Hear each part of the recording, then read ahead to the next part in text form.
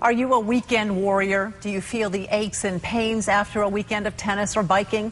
Knee injuries are a common problem, and this afternoon, Dr. Alan Saperstein of Boca Raton Regional Hospital joins us to answer your questions. Nice to have you with us today. Nice to be here. Do you, in fact, see more knee problems in older people, or are you seeing in younger people who are very athletic, or is it both? It actually is both. The population has become more active in recent years, particularly here in South Florida. And of course, the population is aging, which makes them more susceptible to orthopedic injuries. I understand that one of the most common knee injuries is one associated with the ACL. Why is that? Well, the ACL is the anterior cruciate ligament, and as the name would imply, it's a ligament, a piece of tissue that connects two bones together and gives stability to joints. The ACL lives in a little narrow notch between two bones in the center of the knee, and when one twists or turns to the side, the ligament can be stretched over the bony walls of that notch and may make it susceptible to rupture. So if you have an ACL injury, does that mean surgery is imminent? Well, it depends on the individual. The ACL gives stability to the knee, and so once it's torn, the knee becomes a trick knee, one that tends to buckle.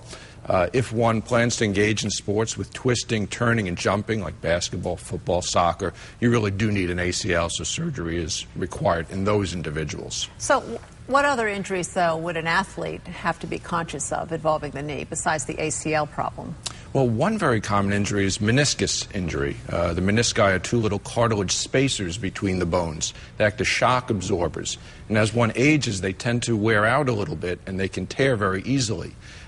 When they tear, they cause pain, and typically they're treated with minor arthroscopic surgery, and that can correct the problem quickly and with a very short recovery.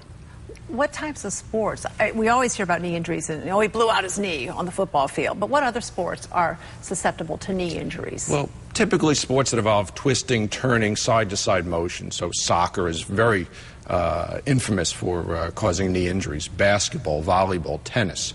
But even sports that have straight-ahead motion, like jogging, can cause wearing out of tissues, can cause tendinitis or stress fractures. Okay, Dr. Saperstein, you play a game of volleyball, you have a great match, you play all morning long, your knees hurt, or you feel like they're really, really sore. When do you know you need medical attention? When do you know it's going to feel better the next day? Well, that can be a tough question to answer. Typically, there are a few cues. If you see swelling in the knee, that's usually a sign that there's a problem. If you have symptoms like buckling or locking in the knee, that's a problem. And of course, if you have pain that's not going away after a short duration, or if it's severe, that's another indication that you need to see an orthopedic surgeon. Can you fully recover from a knee injury? In most cases, yes. Most of the things we talked about are fully correctable, either surgically or non-operatively. There are occasions where there can be damage to a knee that's not repairable, typically when the damage is to the joint surface that can lead to arthritis. What about those knee braces? Well, prophylactic knee bracing to protect against injury is very controversial. Traditionally, there's been no proof that that really prevents ligament injuries, but there is some evidence coming up that perhaps it may prevent a minor knee injury called an MCL sprain.